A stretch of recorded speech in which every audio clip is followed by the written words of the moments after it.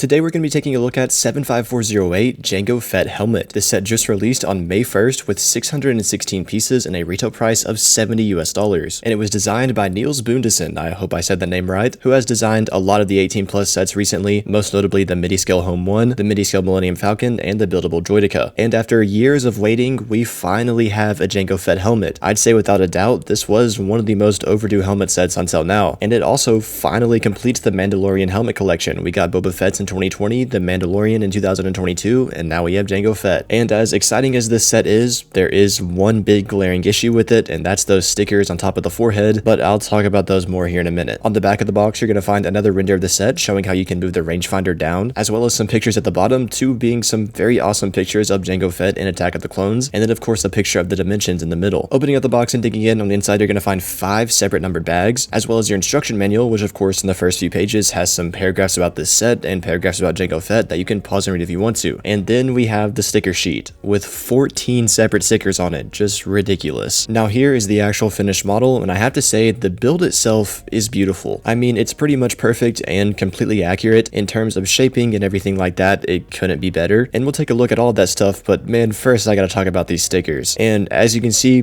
they just don't look good. They look really bad. They're continuous and they go all around the build, as you can see here, literally all around the top of the head. And first of all, if you're someone that's not good at putting on stickers like me, you're gonna have a rough time with this. It's just most likely not gonna be lined up and not gonna look very good. And then also, of course, the color of the stickers themselves is a slightly different shade of gray than the actual color of the pieces, which is a problem with all stickers. And at this point, I just think 18 plus sets should not have stickers anymore. They should have only printed pieces. I mean, one, because they're for adult collectors, but also because you're paying a lot of money for these. I mean, this is $70. That's not cheap. It should be the highest quality possible, which to me at least would be all printed pieces. And speaking of a set with only printed pieces, the Kylo Ren helmet that also just released on May 1st that I reviewed a few days ago has all printed pieces, and it looks absolutely amazing. I mean, the face area alone on this set is really impressive. However, that's Kylo Ren, a cool character, but this is Jango Fett, a set that is obviously going to be way more popular and way more cared about by the community, except it doesn't have printed pieces. It has these stickers that just look flat out awful. I mean, Lego, these